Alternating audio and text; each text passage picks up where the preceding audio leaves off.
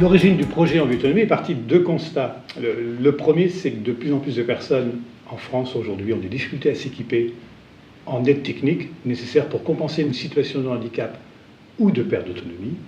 Et puis l'autre constat, c'est que de plus en plus de matériel n'est plus utilisé et aucune filière n'est prévue pour le récupérer. Alors, Envie, qui est un réseau d'entreprises d'insertion, s'est emparé de ces deux questions. Et à partir de ces deux constats, Envie a créé une filière d'économie circulaire autour des aides techniques. Ça veut dire quoi? Collecter le matériel qui n'est plus utilisé dans les établissements ou chez les particuliers. Après un tri, en rénover entièrement une partie, les aseptiser et les proposer à tout petit prix, avec toutes les garanties et conformités pour toutes les personnes qui ont du mal à s'équiper.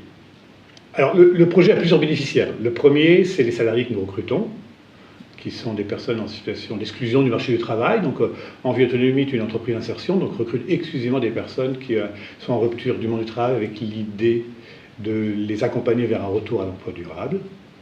Le second, ce sont les personnes qui vont pouvoir acquérir du matériel à tout petit prix, sans prise en charge, parce que les personnes qui viennent nous voir n'ont pas d'aide possible de l'État et du système de santé. Et puis le troisième bénéficiaire, ça peut être la société, le système de santé, qui peut faire des économies, et je veux dire tous les citoyens, parce que le système de santé, c'est les citoyens, évidemment, qui l'alimentent. Donc mutuelles, caisse de retraite, évidemment, s'il y a des économies à faire, mais aussi les départements qui financent l'APA et la PCH. Le soutien de la Fondation Malakoff-Médéric est capital à plusieurs titres. Le premier, c'est que considérer qu'on puisse mettre en place un système d'économie circulaire de matériel médical change beaucoup de choses. En France, on est habitué à acquérir du matériel médical neuf. Donc, pour pouvoir convaincre les personnes, les bénéficiaires, les aidants, le système de santé, il faut des grands partenaires qui y croient et qui nous soutiennent, qui affichent qu'ils ont la foi dans ce projet et qui pensent qu'on peut vraiment faire des choses. Ça, c'est un premier point.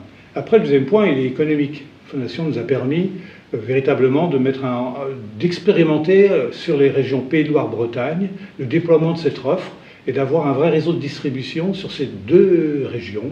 Et aujourd'hui, très concrètement, Envie Autonomie est en place sur ces régions-là, sur le département du Maine-et-Loire, de la Vendée, de la Loire-Atlantique, de l'Indre-et-Loire et bientôt le 22 et peut-être bientôt à Brest.